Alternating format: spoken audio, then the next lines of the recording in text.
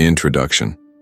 You look at the world and see chaos, randomness, a lottery of good and bad luck over which you seem to have no control. You live like a leaf carried by the wind, at the mercy of forces you don't understand, reacting to circumstances you believe are happening to you. But what if I told you that chaos is an illusion?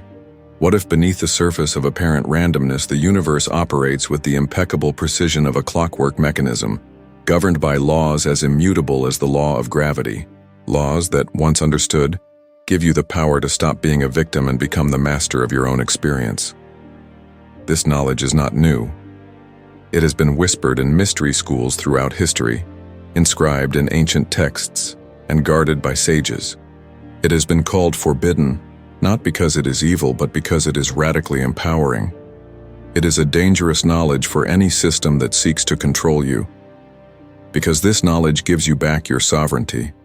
It reveals that the power to create, to change, to manifest, does not reside in an external authority, but resides, in its entirety, within the architecture of your own consciousness. This audiobook is the key that opens that sealed door.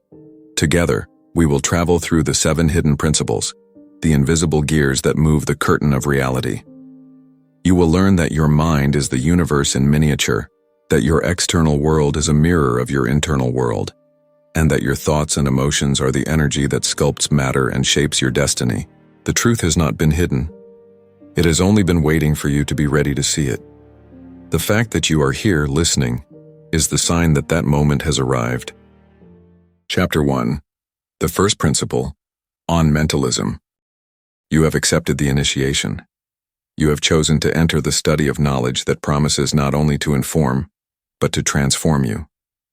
The first veil we must tear, the first law we must understand, is the most fundamental of all.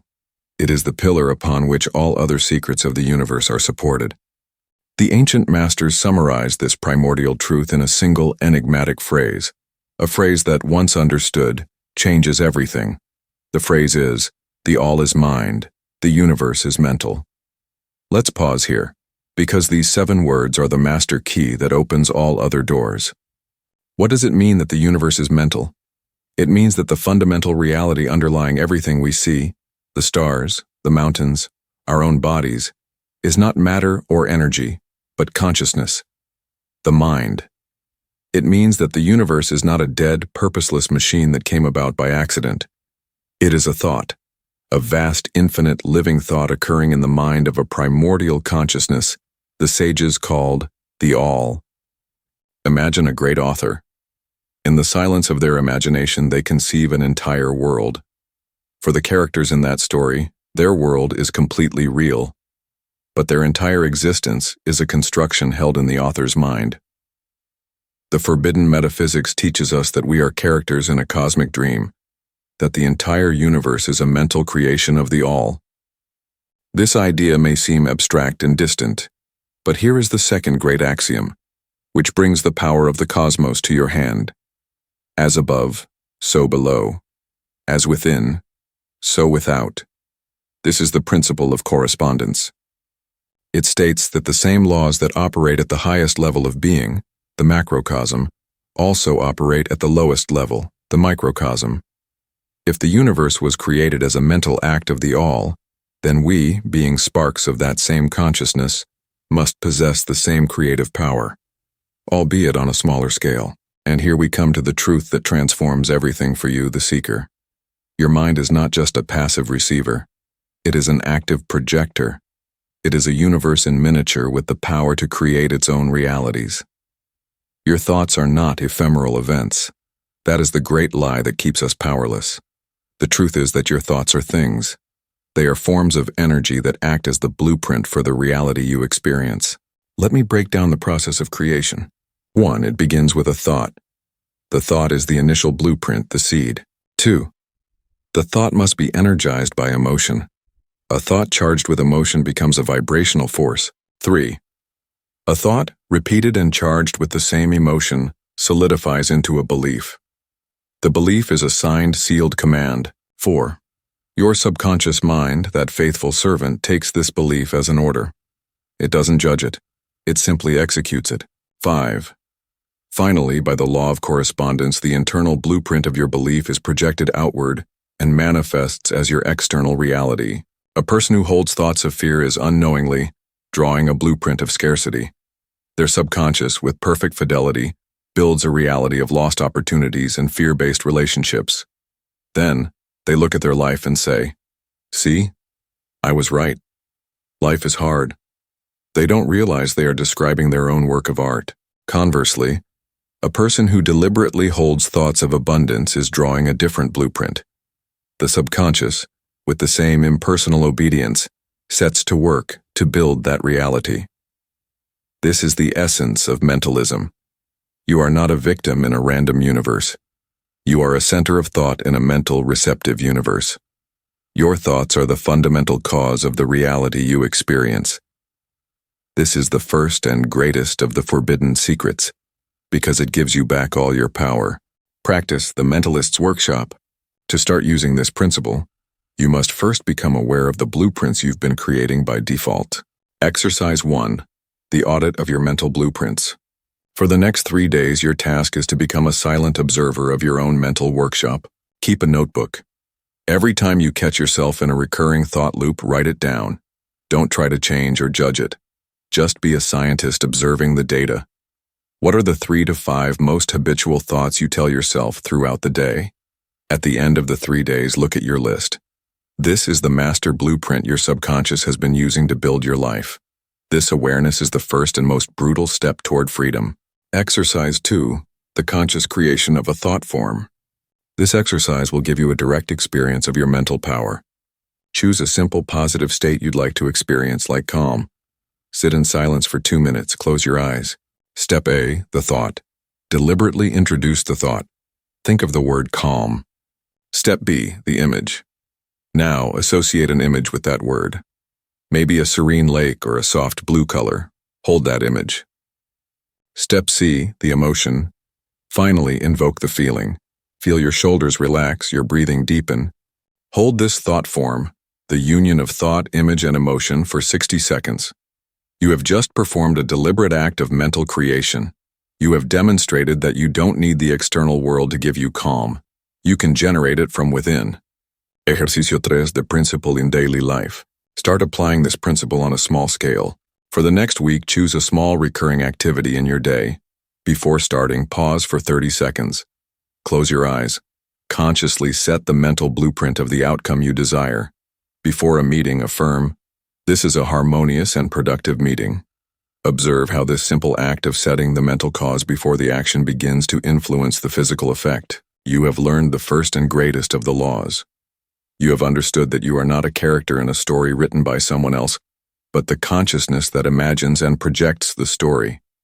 Now that you've understood that the universe is mental, the next principle will reveal the infallible connection between your personal projector and the great screen of the world. Chapter 2. The Principle of Correspondence. As within, so without.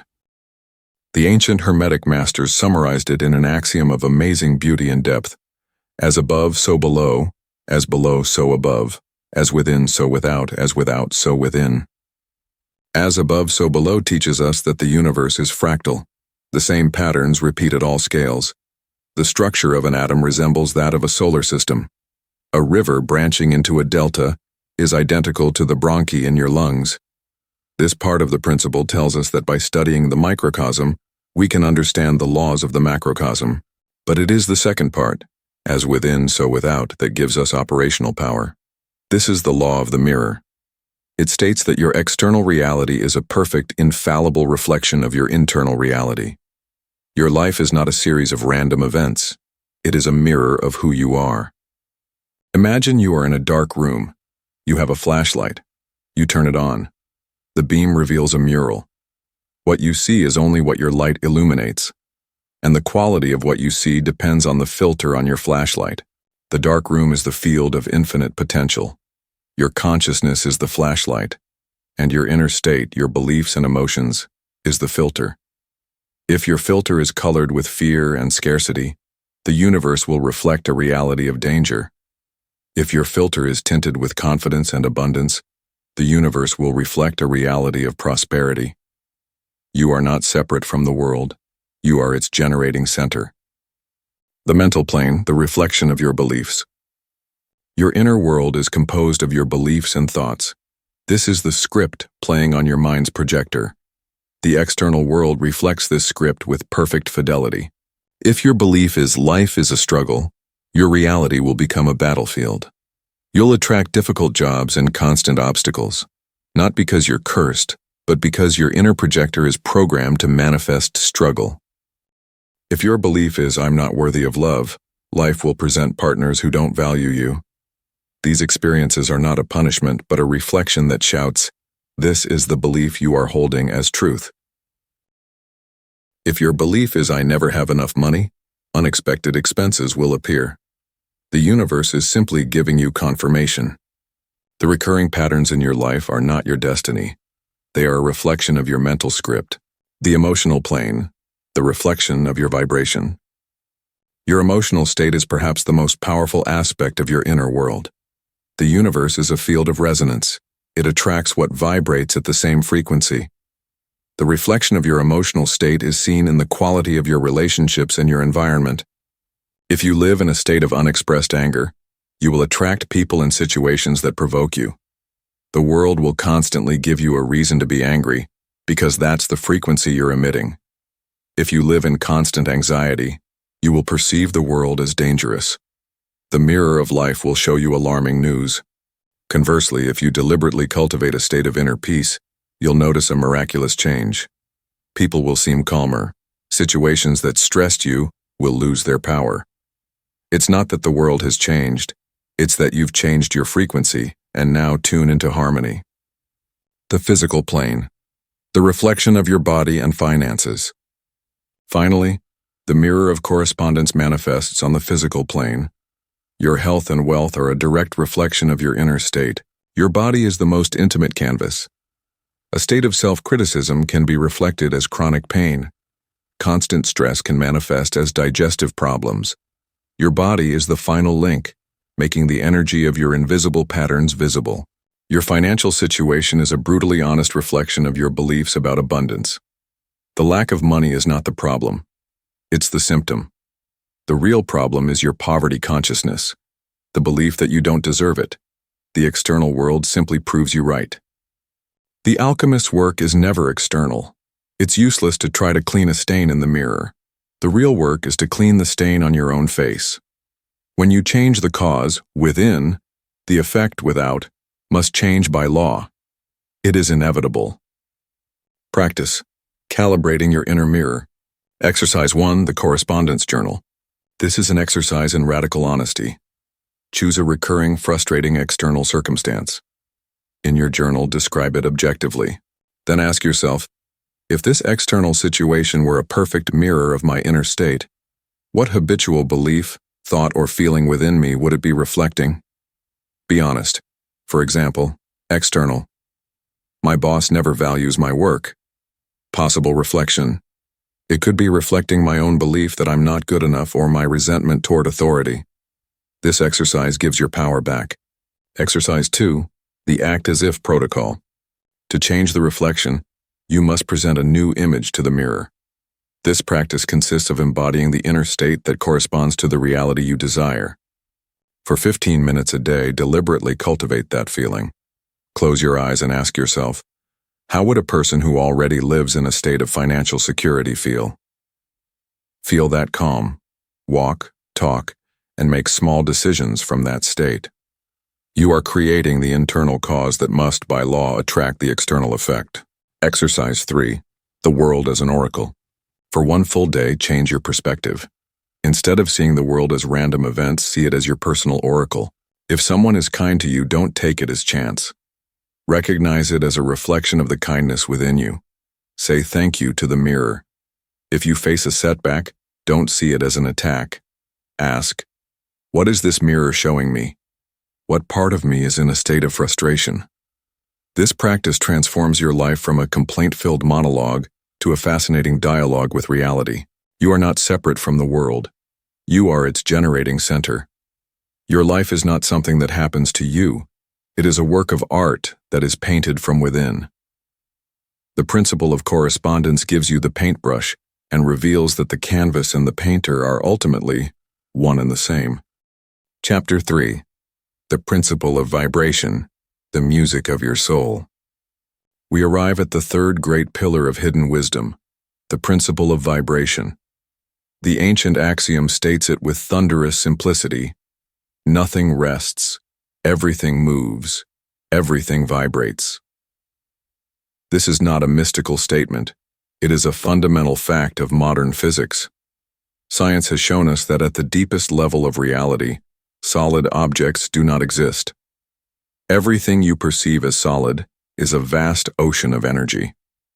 It is a whirlwind of atoms, which are vortices of subatomic particles that are not things, but vibrations. Solidity is an illusion of our senses. Everything in the universe, from the most distant galaxy to the most fleeting thought, is energy vibrating at a specific frequency. And here lies the secret. You, as a center of consciousness, are a vibrational broadcasting station.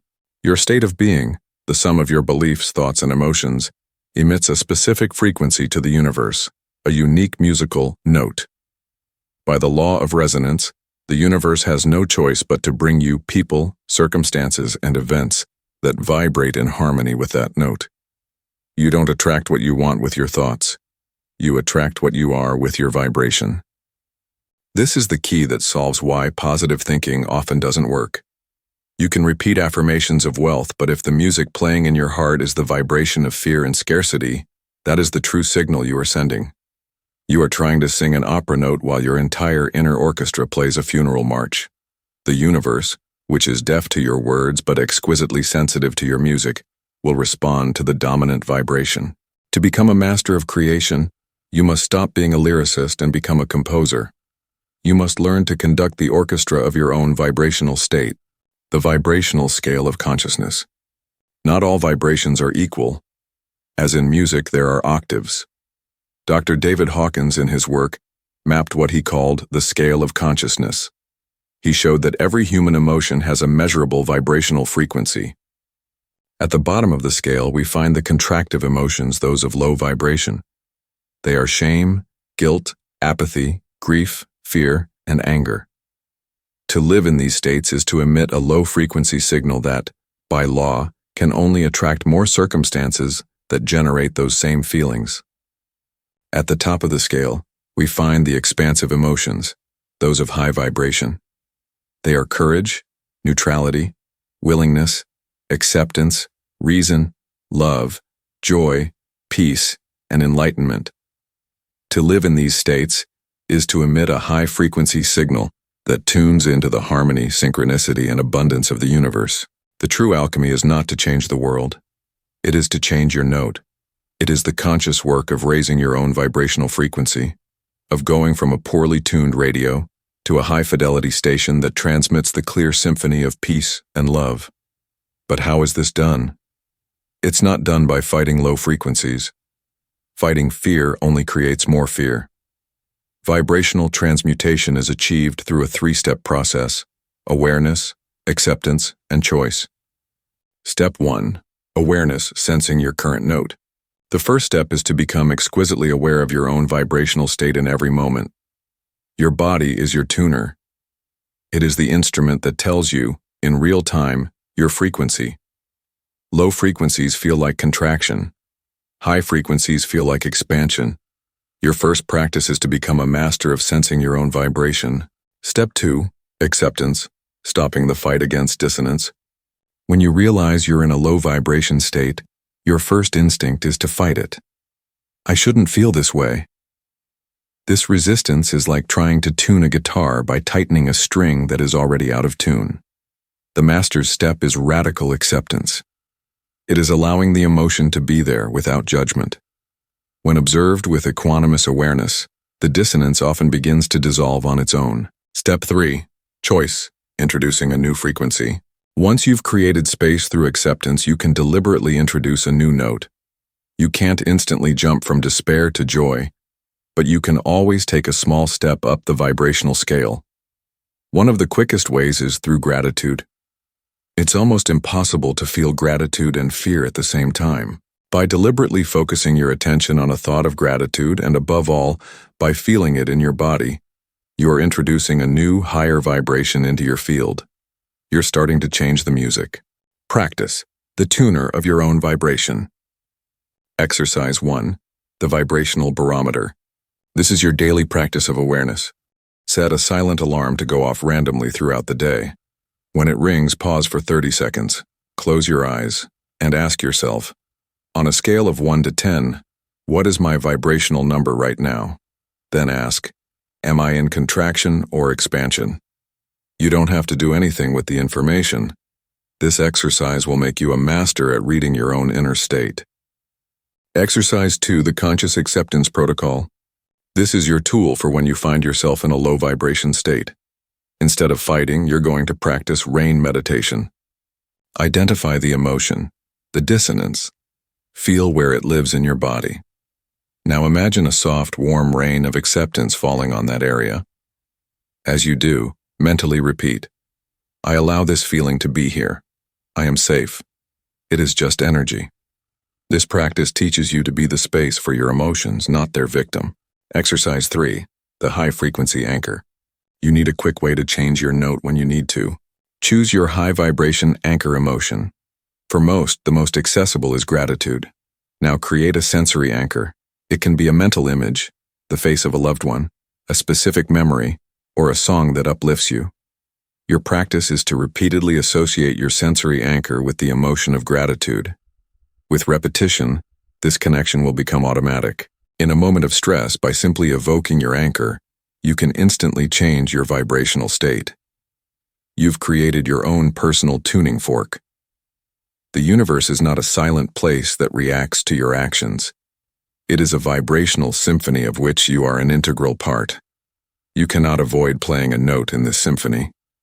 Your only choice is whether you play a note of dissonance and chaos, or one of harmony and beauty. Your feelings are not passive reactions. They are vibrational decrees. You are the composer of the music of your soul, and the world, with perfect fidelity, will always dance to the rhythm you choose to play. Chapter 4. The Principle of Polarity, the Art of Transmutation. The ancient Hermetic axiom expresses it with extraordinary density and beauty. Everything is dual. Everything has its pair of opposites. Opposites are identical in nature, but different in degree. Extremes meet. All truths are but half-truths. All paradoxes may be reconciled. Let's unpack this powerful revelation, as it is the basis of all transmutation. The principle tells us that the opposites we perceive in the world, hot and cold, light and dark, good and evil, are not fundamentally different things. They are simply two extremes of the same thing, two poles of a single spectrum. To understand this, let's use a simple metaphor. The thermometer. Hot and cold seem like absolute opposites.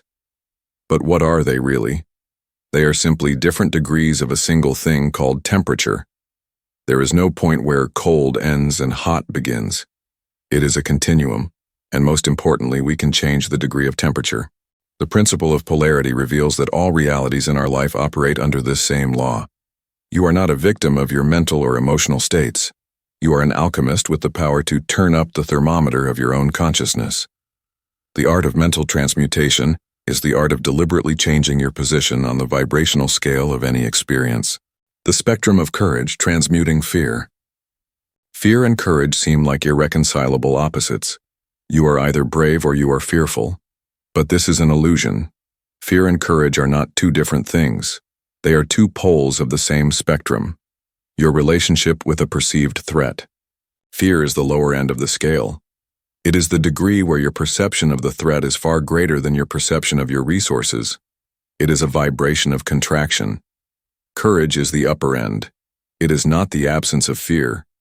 True courage is feeling the fear but consciously choosing to focus on your resources and strength. It is a vibration of expansion and power. The transmutation of fear into courage is not achieved by fighting fear. That only creates more tension. It is achieved by adding heat, deliberately withdrawing your attention from catastrophic images and focusing it on empowering images of success. You are literally turning up the thermometer of your inner state, the spectrum of success, transmuting failure. In our culture, failure and success are seen as two completely separate destinations. The principle of polarity shows us that this too is an illusion. Failure and success are not opposites. They are 2 points on the same continuum, the spectrum of experience and learning. Failure is the 0 degree of the scale. It's an outcome that didn't align with your initial intention. The untrained mind labels it as bad and sees it as proof of its own inadequacy. It is a vibration of judgment and stagnation. Success is a higher degree on the same scale. It is an outcome that did align with your intention. The transmutation of failure into success is the secret of every great entrepreneur. They understand that failure is not the end of the road, it is the road. Every failure is simply a piece of data. The mental alchemist takes the lead of the lesson and uses it to refine their next attempt. They have not erased the failure. They have transmuted it into a stepping stone toward success. The spectrum of abundance. Transmuting scarcity. Scarcity and abundance are not objective conditions of the world. They are 2 poles of the same thing. The spectrum of consciousness. Scarcity is the vibration of a mind focused on lack. It is the degree of perception that constantly scans the world for what is missing. Abundance is the vibration of a mind focused on fullness. It is the degree of perception that, regardless of external circumstances, focuses on what it does have. The universe, like a mirror, reflects your degree on the scale. If you emit scarcity, it reflects scarcity. If you emit abundance, it reflects abundance. The transmutation of scarcity into abundance is achieved through a deliberate change of mental polarity. It is achieved by withdrawing your attention from the thought, "I don't have enough," and anchoring it, with discipline, in the emotion of gratitude for what you do have, however small it may be. Every act of gratitude is an act of alchemy that raises your position on the thermometer of prosperity. The art of mental transmutation. The mechanism for changing your polarity, for turning up the thermometer, is always the same. It is based on the conscious use of the powers we have explored. The fundamental principle is that you cannot eliminate a mental state by force. You can only replace it. Transmutation is the art of substitution. First, use your consciousness to identify what pole you are on. Second, use your will to decide to change your polarity. Third, use your attention to deliberately withdraw energy from the negative pole. And fourth, use your imagination and emotion to focus on and feel the vibration of the positive pole, as if it were already your reality. This is the work of the alchemist. Practice. The alchemist's laboratory. Exercise 1. The Polarity Journal. This practice trains you to see the spectrum in your daily life. Choose a negative polarity you're struggling with. In your journal, describe this negative pole in detail. Now on a new page, describe its opposite positive pole just as vividly. For example, instead of fear, describe what absolute courage would look, feel, and sound like. This exercise defines the 2 ends of your personal thermometer. Exercise 2. The Alchemical Thermometer Meditation. This is a visualization to practice real-time transmutation. Sit in silence. Close your eyes. Connect with the negative emotion you want to transmute. Feel the cold of fear or scarcity in your body. Now, imagine a thermometer in your chest. See the mercury at the bottom. With your intention, apply a gentle fire to the base of the thermometer. As you hold the positive image and generate the emotion of the positive pole, watch the mercury of light in your chest rise slowly. Feel the contraction dissolve. Stay in that feeling of warmth and expansion until the thermometer shows the highest degree.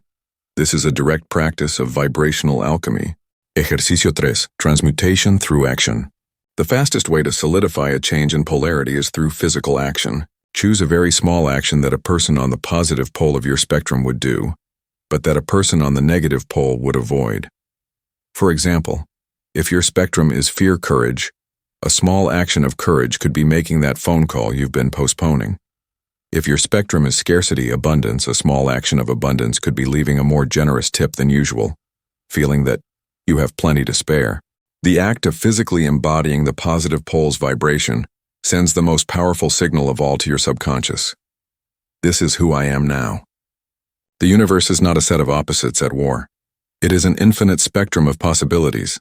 You are not condemned to live at the cold, dark end of any experience. You are an alchemist, and your consciousness is the sacred flame that has the power to raise the vibration of your being, to transmute lead into gold, fear into courage, and failure into the wisdom of the master. Chapter 5. The Principle of Rhythm, the Pendulum of Life. The ancient Hermetic axiom describes it with poetic precision.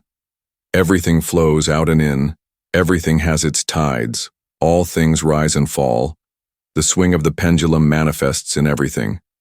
The measure of the swing to the right is the measure of the swing to the left. Rhythm compensates. This is not a simple metaphor. It is one of the most fundamental and observable laws of existence. The entire universe dances to a relentless rhythm.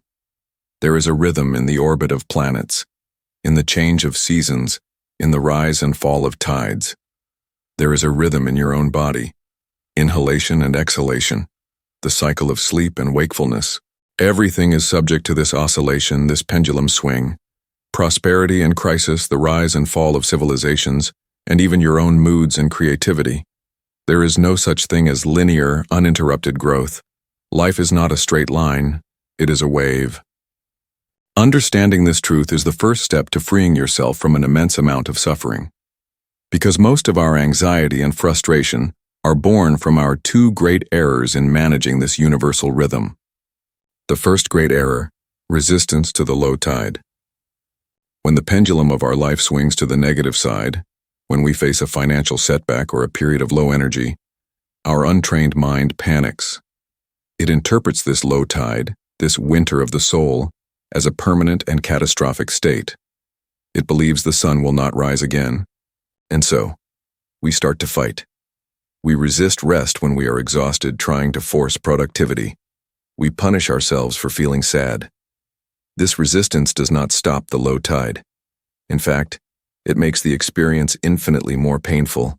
It's like trying to swim against a strong current. This resistance is suffering. The second great error, attachment to the high tide. The second error is more subtle but just as destructive. It happens when the pendulum swings to the positive side. We experience great success or a surge of creativity. We are on the crest of the wave, in the summer of our lives. And the ego, in its need for permanence, becomes attached. This is me, it says. I am successful. And the moment it becomes attached, fear is born. A subtle but persistent fear that this state will end. We start living with the anxiety of losing what we have gained. This attachment robs us of the joy of the present moment. We stop enjoying the crest of the wave because we are obsessed with the idea that it will inevitably fall. It also leads to burnout.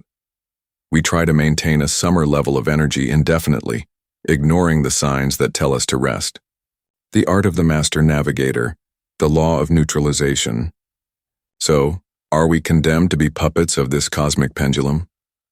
No. The ancient masters taught that a practitioner can learn to use the principle of rhythm to their advantage. They taught the art of neutralization. Neutralization is not about stopping the pendulum. That's impossible. Neutralization is an act of mental mastery. It's about elevating your consciousness to the pendulum's point of suspension. That point of stillness is your observer consciousness, your true self. The master learns to polarize themselves in this point, in their I am, and to observe the swing of the pendulum without being swept away by it. They know that the waves come and go, but they are not the wave, they are the ocean. This mastery is achieved through two conscious strategies. The strategy for the soul's winter, the low tide. When you notice the pendulum swinging toward a cycle of low energy, instead of resisting, surrender to the rhythm. Recognize and name. The first step is awareness. Say to yourself, I am entering a low tide cycle. This is normal. It is part of the rhythm. It is not permanent. Surrender to rest. Give your body and soul what they are asking for. Allow yourself to rest more. This is not laziness. It's an act of strategic wisdom. Find the gift of winter. Every winter has a sacred purpose, gestation. It is the perfect time to nurture your roots, to read and reflect. It is in the stillness of winter that the seeds are born that will blossom in the next spring. The strategy for the soul's summer, the high tide. When the pendulum swings toward a cycle of success and joy, instead of clinging with fear, practice detached presence. Enjoy with presence. Immerse yourself in the joy of the moment. Feel gratitude. Celebrate your achievements. Don't let fear of the future steal the beauty of the present. Prepare for autumn. The wise farmer in the midst of a summer harvest doesn't eat everything. They store grain for winter. In the same way, save a portion of your resources, money, energy. Document the systems that led to your success. Stay humble.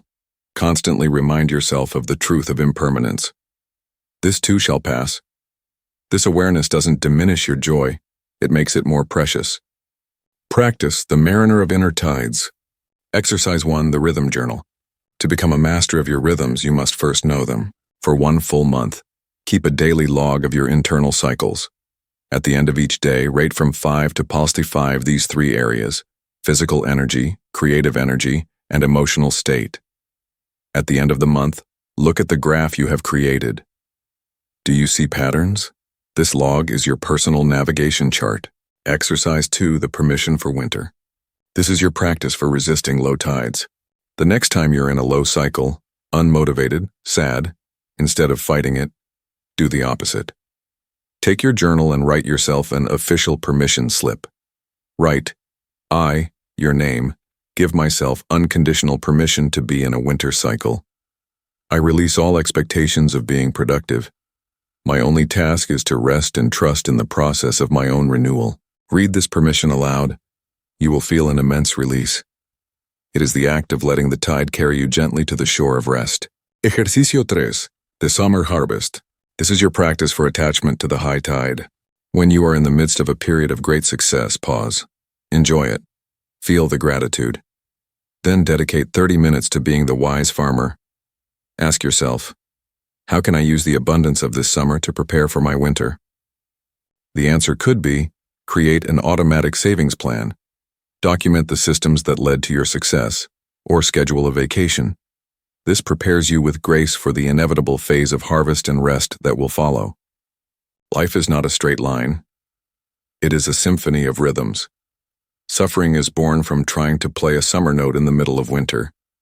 Mastery is found in learning to dance with the music of each season, trusting that every low tide is the sacred promise of a high tide to come. Chapter 6. The Principle of Cause and Effect. The Art of Sowing and Reaping. We have reached the most exact, relentless, yet just and empowering law of all. It is the operating system of the cosmos, the great loom on which destiny is woven. It is the 6th and most crucial of the hidden principles, the principle of cause and effect. The ancient axiom declares with inescapable certainty, every cause has its effect, every effect has its cause, everything happens according to law. Chance is but a name for law not recognized. There are many planes of causality, but nothing escapes the law. Let's pause on this profound declaration, because it completely annihilates one of the greatest illusions that keeps us in the role of victims, the illusion of chance. Our untrained mind sees the world as a casino. It attributes its triumphs to good luck and its misfortunes to bad luck. This belief in chance is the soul's sedative. It absolves us of all responsibility and dooms us to a life of powerlessness. The forbidden metaphysics reveals the truth. The universe is not a casino. It is a garden. And in a garden, nothing happens by chance. The harvest you reap in autumn is the direct and inevitable effect of the seed you planted in spring. There are no exceptions. This is the true law of karma, stripped of all its superstitious connotations. It is a law of the physics of consciousness, as impersonal and precise as the law of gravity. The understanding of this law is the end of victimization and the beginning of sovereignty. You realize that if you don't like the harvest you are reaping, you should not curse the heavens. You must, with radical honesty, examine the seeds you have been sowing. To become a master gardener, you must understand that you sow causes on 3 great planes of existence. The first plane of causality thought. Every creation, as we know from the principle of mentalism, begins on the plane of thought. Every habitual and sustained thought you hold in your mind is a cause, an architectural blueprint you give to the universal substance. Imagine two people starting a business. The first operates from a thought plane of confidence. Their thoughts are, "My product will improve lives. I trust my ability to solve challenges. Success is the natural result of adding value." This thought pattern is a powerful cause, a detailed blueprint for a prosperous business. The second person operates from a thought plane of fear. Their thoughts are, "The market is saturated. What if I fail? It's too hard to get customers." This is also a cause, but a blueprint for failure. The final outcome will not be a product of luck, but the inevitable effect of the mental cause each one chose to sow. Your thoughts are not innocent. They are prophecies. The second plane of causality, the word. If a thought is the blueprint, the word, spoken or written, is the act of formalizing it, of giving it a denser structure. A word is a thought that has been crystallized. Each word you utter is a decree. When you constantly speak of your illnesses, you are sowing the cause of poor health. When you complain, you are sowing the cause of frustration. When you gossip, you are sowing a karmic cause of a terrifying precision, emitting an energy of judgment that must by law return to you. Conversely, each time you use your word creatively, you are sowing causes of power. When you speak of your goals with passionate conviction, you are watering the seeds of their manifestation. When you use your words to bless others, you are creating a field of high vibration energy that attracts similarly blessed circumstances. Your word is your magic wand. The choice is always yours.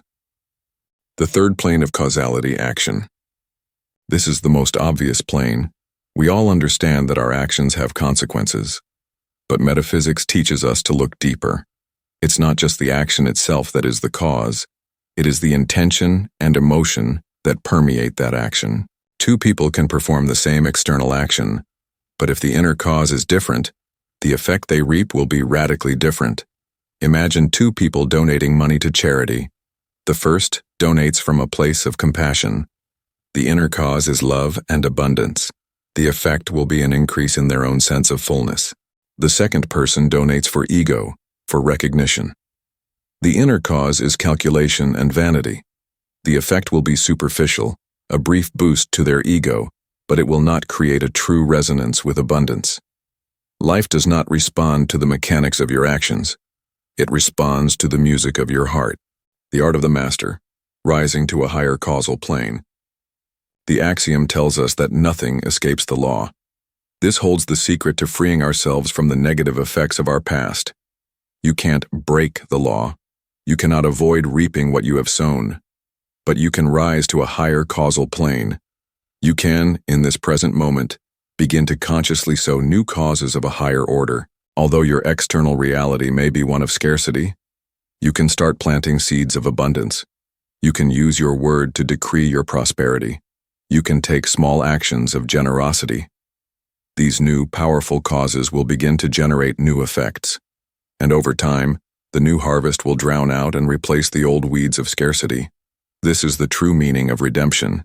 It is not the annulment of the law, but the wise use of a higher law to transcend a lower one.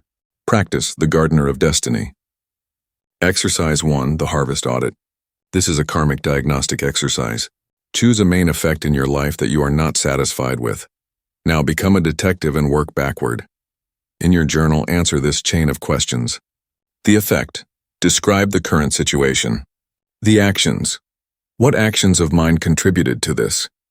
The words. What has been my habitual inner dialogue? The root thought. What is the fundamental belief that is the original seed of this? This exercise forces you to take radical responsibility and shows you exactly where to start sowing new seeds. Ejercicio 2. The ritual of deliberate sowing. This is your daily practice to become a conscious cause. Every morning, as part of your ritual, you will consciously plant your 3 seeds for the day. The thought seed. Choose an empowering belief. I am a magnet for opportunities. The word seed. Write and read aloud a decree that anchors that belief. The action seed. Define a small, concrete action you will take that day that is in perfect alignment with your decree. By aligning your 3 planes of causality, you become an unstoppable creative force. Ejercicio 3. The neutralization meditation.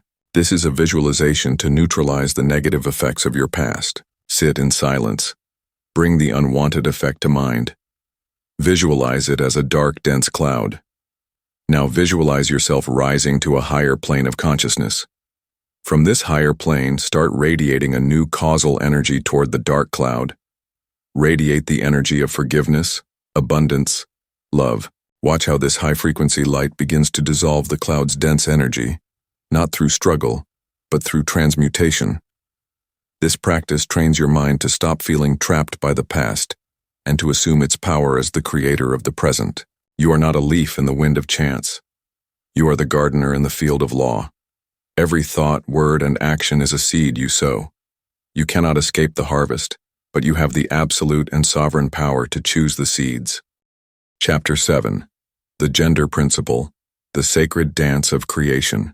The ancient axiom describes it with poetic precision. Everything flows out and in. Everything has its tides. All things rise and fall. The swing of the pendulum manifests in everything. The measure of the swing to the right is the measure of the swing to the left. Rhythm Kyo1M pensates. This is not a simple metaphor. It is one of the most fundamental and observable laws of existence. The entire universe dances to a relentless rhythm. There is a rhythm in the orbit of planets, in the change of seasons on Earth. There is a rhythm in your own body, the inhalation and exhalation of your breath, the cycle of life itself, birth, growth, decline, and death, which in turn gives way to a new birth. Everything is subject to this oscillation, this pendular movement. There is no such thing as linear, uninterrupted growth. Life is not a straight line. It is a wave. Understanding and accepting this truth is the first step to freeing yourself from an immense amount of suffering. Because most of our anxiety and frustration are born from our two great errors in managing this universal rhythm. The first great error, resistance to the low tide. When the pendulum of our life swings to the negative side, when we face a financial setback or a period of low creative energy, our untrained mind panics. It interprets this low tide as a permanent and catastrophic state. It believes the sun will not rise again. And so, we start to fight. We resist rest when we are exhausted. This resistance does not stop the low tide. In fact, it makes the experience infinitely more painful. It's like trying to swim with all your might against a strong current. Not only do you not move forward, but you become completely exhausted, making your stay at the low point of the cycle longer and harder. Resistance to the low tide is suffering. The second great error, attachment to the high tide. The second error is more subtle but just as destructive. It occurs when the pendulum swings to the positive side. We experience great success or a new, wonderful relationship. We are on the crest of the wave, in the summer of our life, and the ego, in its need for permanence, becomes attached. This is me, it says. I am successful. And the moment it becomes attached, fear is born. A subtle but persistent fear that this state will end. This attachment robs us of the joy of the present moment. We stop enjoying the crest of the wave because we are obsessed with the idea that it will inevitably go down. It also leads to exhaustion. We try to maintain a summer level of energy and productivity indefinitely, which can only end in a collapse. The art of the master navigator, the law of neutralization. So are we condemned to be puppets of this cosmic pendulum? No. The ancient masters taught that a practitioner can learn to use the principle of rhythm to their advantage. They taught the art of neutralization. Neutralization is not about stopping the pendulum. That is impossible.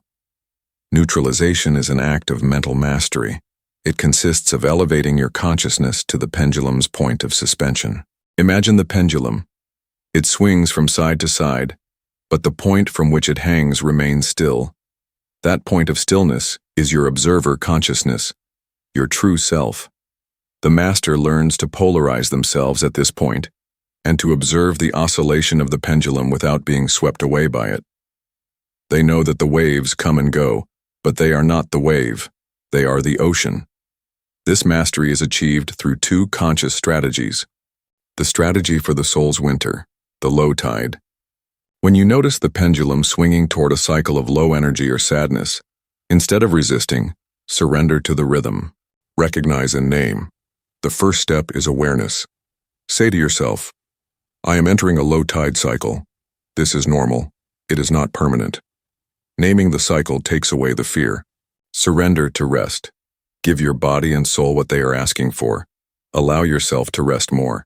This is not an act of laziness. It is an act of strategic wisdom. Find the gift of winter. Every winter has a sacred purpose. Gestation. It is the time to go inward, to read, and to integrate the lessons of the previous cycle. It is in the stillness of winter that the seeds that will blossom in the next spring are born. The strategy for the soul's summer, the high tide. When the pendulum swings toward a cycle of success and joy, instead of clinging with fear, practice detached presence. Enjoy with presence. Fully immerse yourself in the joy of the moment. Feel gratitude. Celebrate your achievements. Don't let fear of the future steal the beauty of the present. Prepare for autumn. The wise farmer in the midst of a summer harvest saves a portion for winter. In the same way, when you're in a cycle of abundance, save a portion of your resources, money, energy. Document the systems that led to your success. Stay humble. Constantly remind yourself of the truth of impermanence. This too shall pass.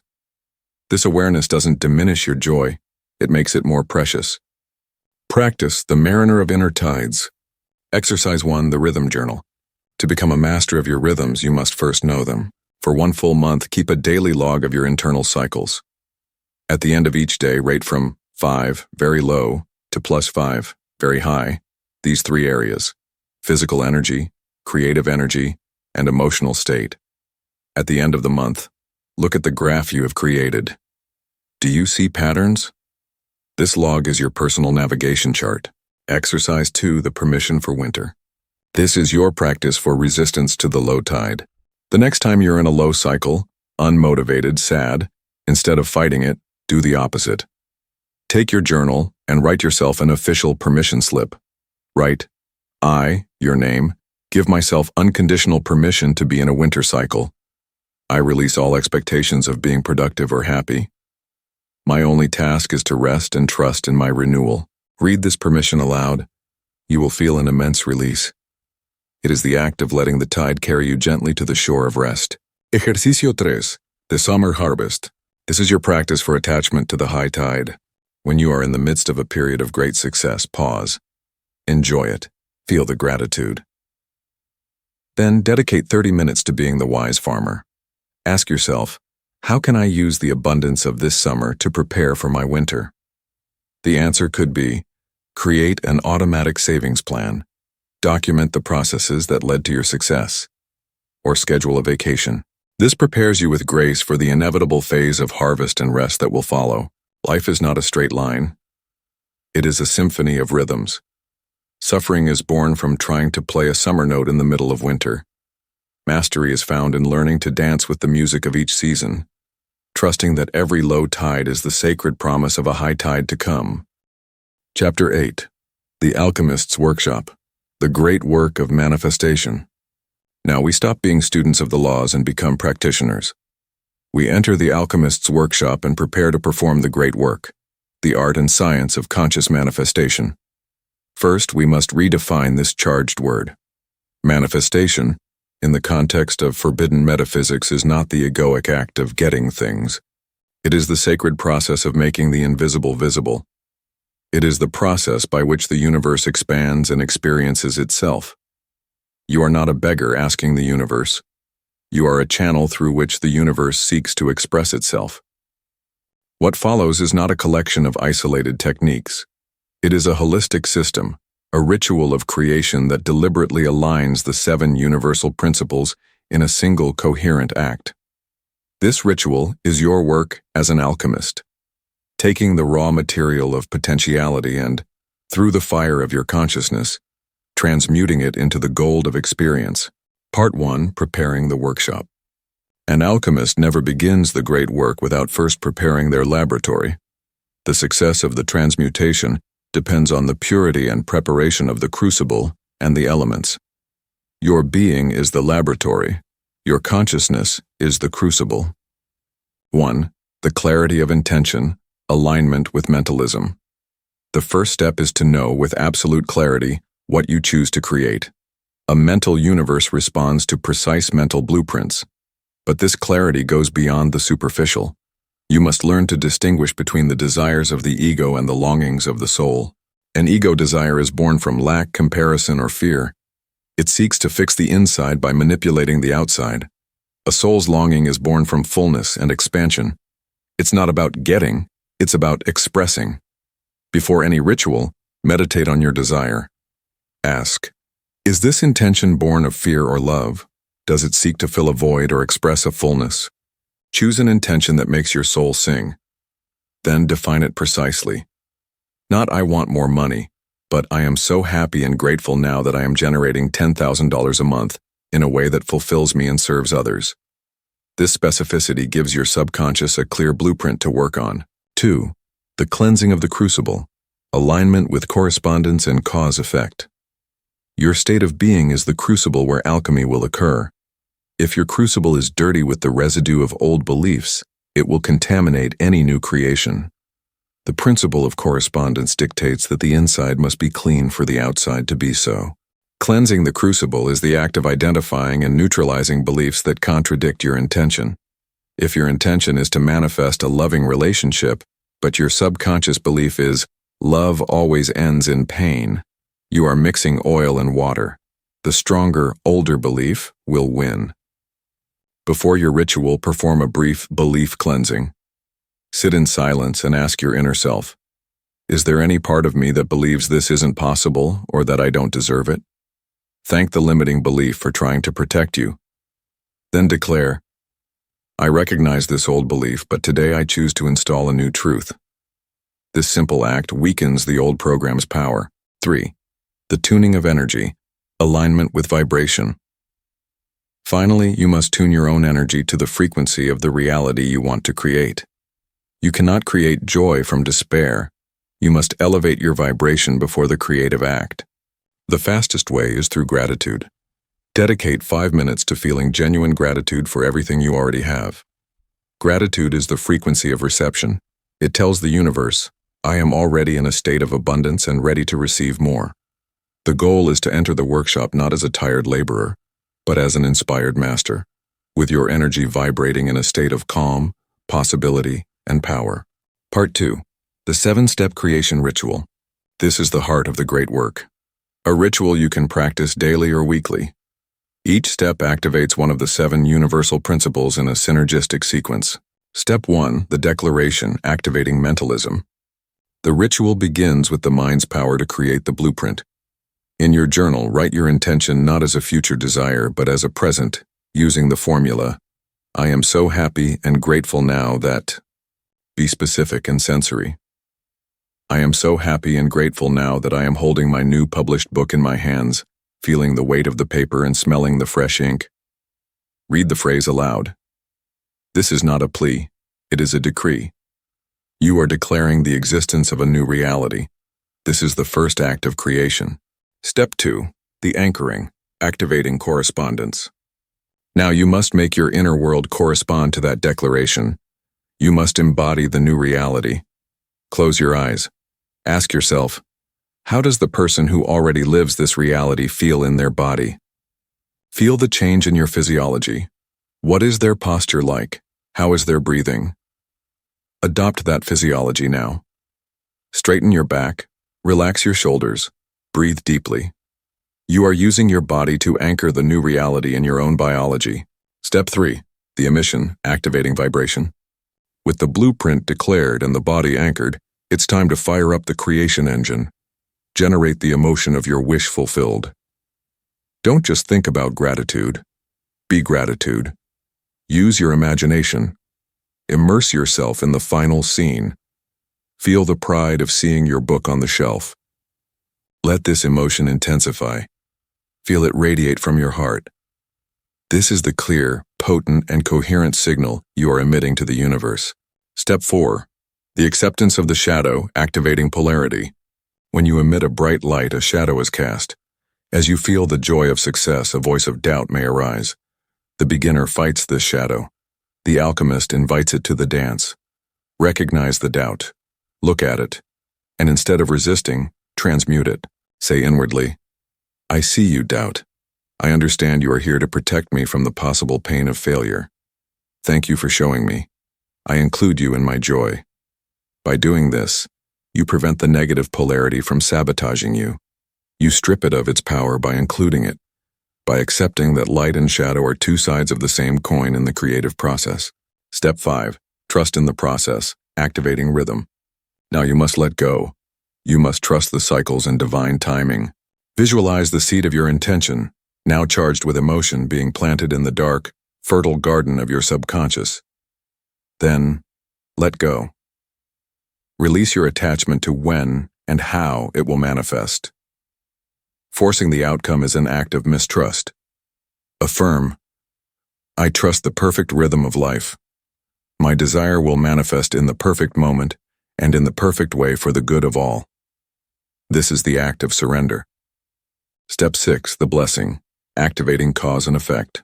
So a positive cause that harmonizes with your desire. End your ritual with a mental act of generosity. Wish for others the same success, joy, and healing that you wish for yourself.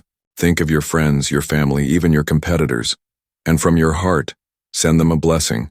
May all beings be happy, prosperous, and at peace. By doing this, you align with the law of you reap what you sow. By sowing the cause of prosperity for others, you create an effect that inevitably returns to you. Step 7. The integration, activating gender. Conclude the dance by uniting the feminine energy of receptivity and faith with a masculine intention for action. After your ritual, ask yourself, what is the next inspired and obvious step I can take today to move in the direction of my vision? Don't look for a 10-step plan. Look for the first, simplest action. Commit to performing that small, inspired action during the day. This is the act of birth, the masculine impulse that brings the gestated creation from the inner world of intention to the world of form. Practice, the great work in your everyday life. Exercise 1, your personalized ritual. The script above is a template. Now, make it your own. In your journal, design your own 15 to 20-minute ritual.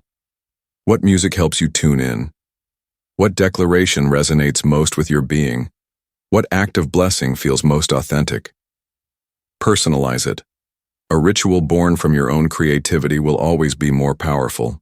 Decide how often you will perform it, daily or perhaps once a week on Sundays to set the intention for the week. Exercise 2, the manifestation journal. This journal will help you track the process and strengthen your faith. Create 4 columns, intention and date, inspired actions, echoes and signs, and manifestation. Record your intention and the small actions you were inspired to take. Note the synchronicities and messages you begin to see. This journal will become your personal book of evidence, proving again and again that the law works. Manifestation is not a trick to get things. It is the sacred process of aligning your being with the laws of the universe to become a channel through which infinite intelligence can express itself. You are the alchemist in your laboratory, and the great work is your own magnificent life. Chapter 9. Abundance. Applying the 7 principles. Before we begin, we must perform a fundamental cleansing. We must separate 2 concepts that our culture has mistakenly fused: money and abundance. Money is a symbol, a tool, a form of condensed energy. Abundance, in contrast, is a state of being. It is a consciousness. It is the deep conviction that you live in an infinitely generous universe and that you are an open channel for that flow. You can have a lot of money and live in a poverty consciousness, terrified of losing it. And you can have little money at a given moment, but dwell in an abundance consciousness, with an unbreakable faith that you will always have everything you need. The fatal mistake is to chase the symbol, money, instead of cultivating the state, abundance. When you cultivate the inner state, the outer symbol must, by law, manifest. The first truth the initiated must accept is that scarcity is an illusion. It is a collective hypnosis, a mental virus. Look at nature. It does not know scarcity. A single oak produces thousands of acorns. The sun radiates energy that exceeds our planet's needs by millions of times. The universe is extravagantly abundant. Scarcity is not a law of the cosmos. It is a program running in the human mind. This chapter is your uninstallation manual for the scarcity program. We will apply the 7 universal principles one by one to the creation of a life of true and sustainable prosperity. 1. Abundance and the Principle of Mentalism. As you know, the universe is mind. Your reality is a projection of your dominant thoughts. Your financial situation is no exception. It is the clearest reflection of your mental blueprint. Poverty consciousness is built on a mental blueprint of limitation. The thoughts that sustain it are, there isn't enough. I can't afford it. It's too hard. These thoughts held persistently are clear commands you give to the universe. They are the blueprint for a small, dilapidated house, and life, as the faithful builder, builds it for you. Wealth consciousness is built on a mental blueprint of possibility. Its thoughts are, I live in an abundant universe. I always have more than enough. Money flows to me with ease and grace. The first step to healing your prosperity is a deliberate act of mental decision. It is the act of saying, from today, I refuse to continue drawing the blueprint of scarcity. I choose consciously to dedicate my mental energy to designing the blueprint of abundance. You must become the guardian of your mind. 2. Abundance and the Principle of Correspondence. As within, so without. This principle teaches you that your bank account is a mirror of your feeling of deserving. You don't attract what you want. You attract what you believe you deserve. You can use all the affirmations in the world, but if deep in your subconscious there resides the belief that, I'm not good enough, you will unconsciously sabotage every opportunity. Your inner world of self-worth corresponds directly to your outer world of net worth. The alchemical work here is deep. It's not about thinking about money. It's about healing your relationship with yourself.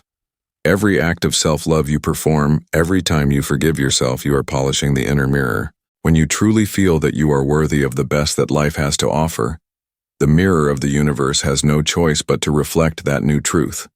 People will start to treat you with more respect, and money will begin to flow to you, not because you are chasing it, but because your new internal correspondence demands it. 3. Abundance and the Principle of Vibration. Abundance is a frequency. Scarcity is another. You cannot tune your radio to the frequency of fear and expect to hear the music of prosperity. The vibration of scarcity feels like contraction. It is anxiety, worry, envy. When you worry about bills, you are emitting the frequency of scarcity. The vibration of abundance feels like expansion. It is gratitude, joy, and confidence. To attract abundance, you must learn to emit its frequency deliberately before the external evidence appears. The universe doesn't give you wealth so you can be grateful. It waits for you to be grateful to give you wealth. The practice of gratitude is the most powerful tuning tool you possess. Feeling genuine gratitude for what you already have, no matter how small, instantly pulls you out of the scarcity vibration and places you in that of abundance. From that new frequency, you begin to attract more things to be grateful for. 4. Abundance and the Principle of Polarity. Everything has its opposite. Scarcity and abundance are not two separate realities. They are two poles of the same scale. The same goes for failure and success. The master understands that failure is not a death sentence. It is the negative pole that contains the seed and the lesson of success. Many of the wealthiest entrepreneurs experienced bankruptcy before achieving massive success. They didn't see bankruptcy as the end. They saw it as an invaluable lesson. They used the energy of that failure to transmute it. They asked themselves, what is the gold here? What did this failure teach me about risk, the market, and myself? By extracting the wisdom, they elevated their consciousness to a new degree on the scale. And from that new degree, they were able to create success that was much more solid because it was built on the foundations of an apparent defeat. Don't run from your financial failures. Look at them and ask, what is the gold hidden in this lead? 5. Abundance and the Principle of Rhythm. Prosperity, like everything in the universe, flows in cycles. There are high tides and low tides. There are springs of sowing, summers of growth, and winters of rest. The untrained mind panics during financial winters. It interprets it as a permanent failure. The master of rhythm understands that winter is a natural part of the cycle. They don't resist it. They use it. It is the time to go inward, to nourish the roots, to plan. They know that after winter, spring is inevitable. Similarly, during the summer of abundance, they save, invest, and build systems that will sustain them during the next low tide. Navigating the rhythm of abundance is the art of being prudent in success and maintaining faith in difficulty. 6. Abundance and the principle of cause and effect. You reap what you sow. This is the iron law of prosperity. Money is not something you get, it is an effect. If you want the effect, you must first sow the cause. And what is the cause of true wealth? The cause is one thing: to provide value. Poverty consciousness focuses on getting money. It asks, how can I get something from the world? Wealth consciousness focuses on creating value. It asks, what unique value can I offer the world? Money is simply the symbol of the value you have created.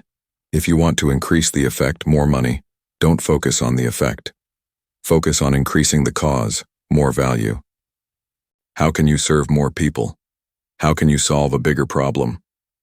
When you obsess over providing value, money must, by law, follow you. You are not chasing it, you are attracting it as the natural consequence of the cause you have sown. 7. Abundance and the principle of gender. The creation of wealth, like all creation, requires a balanced dance between masculine and feminine energies. The masculine energy of prosperity is action. It is setting financial goals, creating a budget, negotiating, and selling. It is the energy of making things happen. The feminine energy of prosperity is receptivity. It is the ability to receive. And this is a point where many people block their abundance. They feel guilty about receiving money. They are ashamed to charge what they are worth. They find it difficult to accept a gift. Their ability to give is strong, but their ability to receive is atrophied. The universe is a flow system. If you block reception, you block the entire circuit. Abundance cannot enter a hand that is closed in a fist of unworthiness. The alchemical balance is to be both a proactive creator, masculine, and a grateful and open receiver, feminine. You give with joy and you receive the reward with a guilt-free gratitude. Practice. The Prosperous Alchemist's Workshop. Exercise 1. The audit of your financial blueprint. This is an archaeology exercise for your beliefs about money. Take your journal. Write the answers to these questions. What is my first memory of money? What phrases about money were repeated in my home when I was a child? What did my culture teach me about rich people? How does my body feel when I think about having a large sum of money? How do I feel when I have to pay a large bill? This diagnosis will reveal the subconscious blueprint that has been creating your financial reality. Exercise 2. The 30-day wealth ritual. Consistency is key. I propose a 30-day intensive reprogramming program. In the morning, 10 minutes. Gratitude. Write 5 financial things you're grateful for now. Declaration. Read your prosperity affirmation aloud. Visualization. Dedicate 5 minutes to your mental movie of an abundant life, feeling the emotion of freedom. During the day, cause and effect.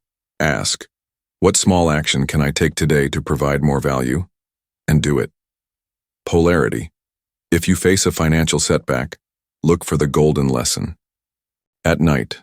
Gender, feminine.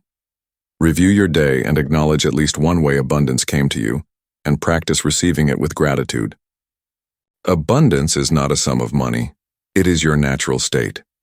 It is the recognition that you live in a generous universe and that you are a worthy and open channel for its expression. Stop chasing money. Align yourself with these 7 principles. Become an embodiment of wealth consciousness and money will chase you. Chapter 10. Living in Harmony. The Mastery of Principles. Welcome to the final phase of the great work, the stage of mastery, where you stop using the principles and become a living manifestation of them. Welcome to the state of living in harmony. Living in harmony is the dissolution of the gap between practice and presence. It's the moment you no longer need to remember to apply the principles because they have become your default operating system. The struggle ceases. The effort to be spiritual or be a conscious creator vanishes, and in its place an effortless grace emerges, a fluid dance with the cosmos. To understand this state of mastery, we will revisit each of the 7 principles, not as lessons to be learned, but as facets of a diamond that is now you. We will explore what a life lived in harmony with the all looks and feels like. 1. Living in mentalism, the silent guardian. The beginner learns that the universe is mind. The master experiences this truth in every instant. For you now, your thoughts are no longer random chatter. You are aware that each sustained thought is an act of creation. Living in mentalism is becoming the silent, serene guardian of your own mind. You no longer fight negative thoughts in a panic. You watch them with the calm of a wise gardener who sees a weed appear. You recognize it for what it is, an old pattern, and with a gentle act of will pull it out and choose to plant a more elevated thought in its place. Your inner dialogue transforms. Self-criticism dissolves into self-compassion. Worry is replaced by a quiet faith in your ability to create. You realize that your mind is not your enemy. It is your most sacred workshop. You dedicate yourself to keeping it clean, knowing that the order of your workshop will determine the order of the world you build. 2. Living in correspondence, the mirror as a friend. The beginner is astonished and sometimes scared to discover that, as within, so without. The master has made this law their most intimate ally. Living in correspondence is to stop seeing the world as an external force and start seeing it as your instant biography, the perfect reflection of your state of being. You are no longer a victim of the reflection. You are a fascinated student of it. When you encounter a difficult person, your automatic reaction is no longer irritation. It is curiosity. You ask yourself, what part of me is this person reflecting? Conflict ceases to be an attack and becomes an opportunity for self-knowledge. The difficult person, without knowing it, becomes your guru. When you experience a setback, you no longer see it as a punishment. You see it as a precise diagnosis. Life is telling you, the image you are holding internally has produced this result. Want a different result? Change the image. Living in correspondence is living in a constant loving dialogue with reality. You stop trying to clean the mirror and dedicate yourself completely to cleaning your own face. 3. Living in vibration. The master musician. The beginner learns that everything is vibration. The master becomes the musician. Living in vibration is to develop an exquisite sensitivity to your own emotional state, recognizing it as the fundamental note you are emitting to the universe. You are aware, moment by moment, of the music of your soul. You are no longer swept away by your moods like a leaf in the wind. You become the conscious tuner of your own instrument. When you feel you're being vibrating with a low note of fear, you no longer panic. You simply recognize that you are out of tune, and you apply, with the calm of an experienced musician, the tools you know. You use the power of gratitude, the anchor of a happy memory, or the beauty of nature to gently retune the string to the frequency of peace or love. You become selective with the concert halls you play in. You avoid low-vibration environments not out of fear, but because you are aware that external dissonance can affect the harmony of your inner instrument. You seek resonance. You seek out other people who vibrate at a similar frequency of growth. Your life becomes an increasingly harmonious symphony, not because the world has stopped being noisy, but because you have become a master of music. 4. Living in polarity. The balanced alchemist. The beginner learns that opposites are 2 sides of the same coin. The master lives in the center of the coin, at the point of balance. Living in polarity is to transcend the ego's dualistic judgment that labels experiences as good or bad. You understand that failure and success, pain and joy, light and shadow are simply different degrees on a single scale.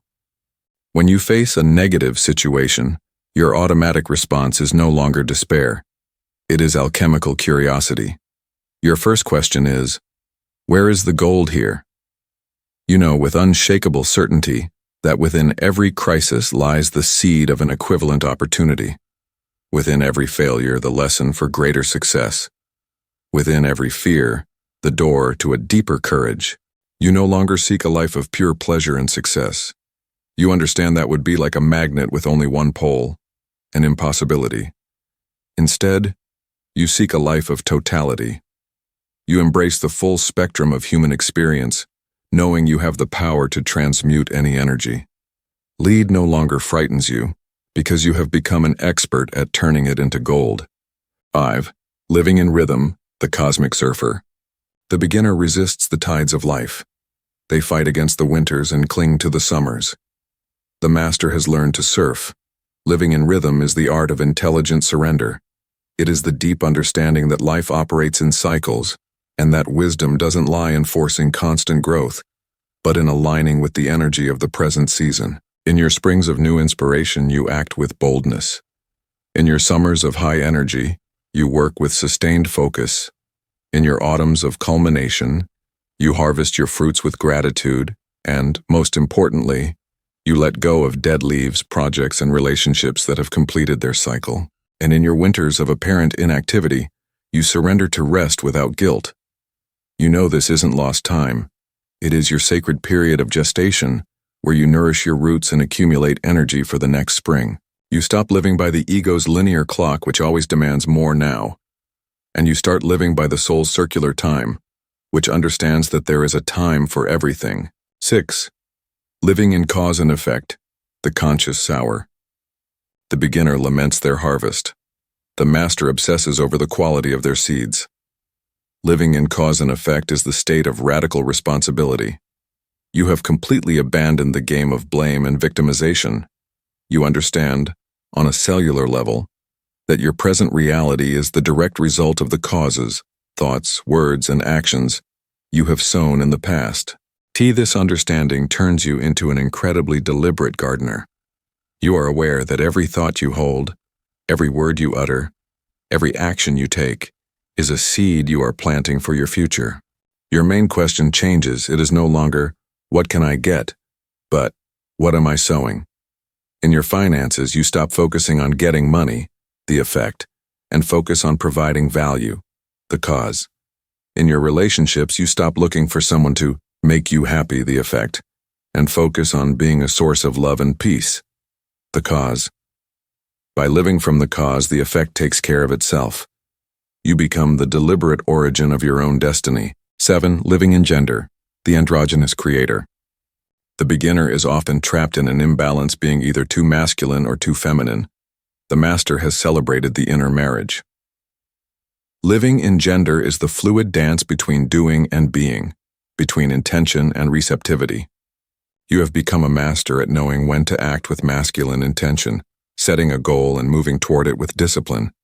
And you have also become a master at knowing when to let go, when to enter the feminine silence of receptivity, to listen to your intuition and allow the universe to guide you. Your creative life ceases to be a forced struggle or a passive dream. It becomes a breathing cycle, the masculine exhalation of action, followed by the feminine inhalation of reception. It is in this balance that the secret of effortless creation lies. Practice the symphony of your being. Mastery doesn't require more complex techniques. It requires simple and elegant integration. Exercise 1, the master integration question. Instead of multiple exercises, the master operates from a single guiding question. Every morning in your silent ritual, ask yourself this question: how can I, today, be the clearest and most harmonious embodiment of these 7 principles? This question invites your inner wisdom to guide you. The answer will not be an intellectual plan, but a feeling that will accompany you all day. Exercise 2, the final alchemist's vow. This is the act of sealing your identity as a conscious creator. Write this on the first page of a new journal, your mastery book. I, your name, choose to live in conscious harmony with the laws of the universe. I accept my power as the projector of my reality and my responsibility as the cause of my experience. My life, from today on, is my great work, an expression of wisdom, love, and service. And so it is. Sign it. This is your declaration of sovereignty. You are no longer a student of metaphysics. You are metaphysics in action. The 7 laws are not something you know. They are something you are. The universe is no longer a mystery to be solved. It is the partner you dance with. The forbidden knowledge has been revealed. The door has been opened. The rest of the journey is not found in these words, but in the magnificent symphony of your own life. Our journey began in the illusion of chaos, in the belief that we were a small, fragile boat at the mercy of an ocean of chance. And throughout this path, we have torn the veil. We have discovered that the universe does not operate by chance, but by law. You have been initiated into the 7 sacred principles that are the invisible gears of reality. You learned that the universe is mind, and that your thought is creative. That your world is a mirror of your being. That your vibration is the music that attracts your experience. That polarity gives you the power to transmute any state. That rhythm teaches you to dance with the tides. That you are the cause of your own destiny. And that gender teaches you to balance doing and being for effortless creation. But the final revelation, the truly forbidden knowledge, is this. These principles are not external forces operating on you. They are the laws of your own consciousness. The universe is not out there. It is a reflection of the universe you carry within. As above, so below. You are the microcosm that contains the macrocosm. You are the universe experiencing itself. This knowledge was called forbidden, not because it was dangerous to you. It was called forbidden because it is mortal to the illusion of your powerlessness. It returns all power to the one place it has always belonged, to you. Your journey does not end with these words. It is now that it truly begins. Your only practice is no longer to learn, but to remember. When you look at the world, remember that you are looking at a mirror. When you feel an emotion, remember that you are emitting a vibration. When you make a decision, remember that you are sowing a cause. You don't have to do anything extraordinary.